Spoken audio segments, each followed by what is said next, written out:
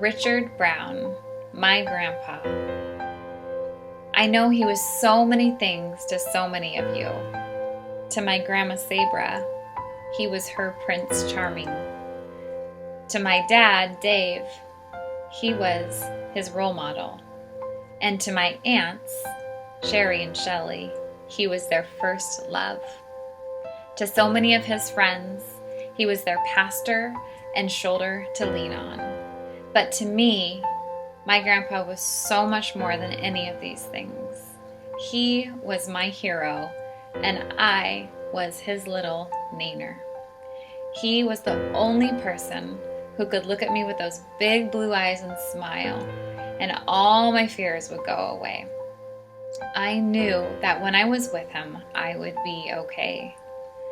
Now, for those of you who knew my grandpa well, you knew that he was an avid camper, hunter, fisherman, and so much more than that. If my grandpa could have lived at our property in the woods of Yosemite, he probably would have. We spent most of our summers and holidays there, and I got to watch as he and my dad built a cabin for all of us with their bare hands.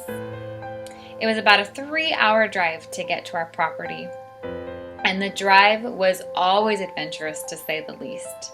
In fact, I'm not sure that there was ever a time where nothing broke down, got stuck, or the road was actually safe to drive on. I remember one particular occasion when we were stopped on the side of the road because one of the trailers had something wrong with it. We were in the middle of nowhere, and of course, I was scared and worried. I will never forget sitting there with my grandma and watching my dad and grandpa scratch their heads and try to fix the problem.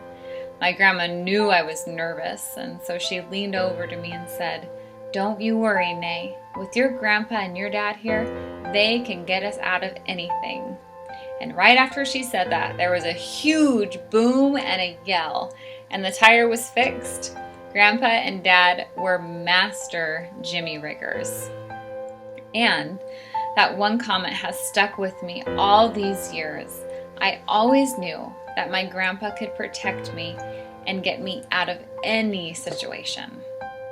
Grandpa taught me how to fish, how to chop wood, how to walk on stilts, and so much more. He was always the first one up in the morning, so that when we woke up, he would be back standing there with a box of fresh donuts. He taught me that drinking coffee is good for you because it grows hair on your chest, and to never ever unscrew your belly button because your bottom would fall off. He showed me what true love was all about by treating my grandma like a princess, and he taught me what true faith in God was when he watched the love of his life be taken away from him by cancer. My grandpa was truly a man of wisdom and courage, and he leaves behind him a legacy that will continue what he started. I watched him walk through many trials in his life and never once saw him waver on what he believed in, especially in these last few weeks as his illness took over his body. I sat through a lot of my grandpa's sermons, but the things that spoke to me the loudest were his actions. Thank you, Grandpa, for showing me how to live a life without compromise. Thank you for showing me what walking in humility and love is all about.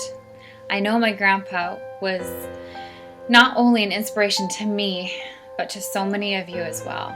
So today, I am sure he would want you to leave here not in mourning, but rejoicing in life. Norman Cousins once said, "Death is not the greatest loss in life.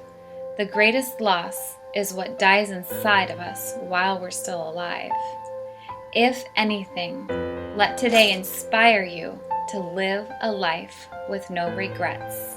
I love you, Grandpa.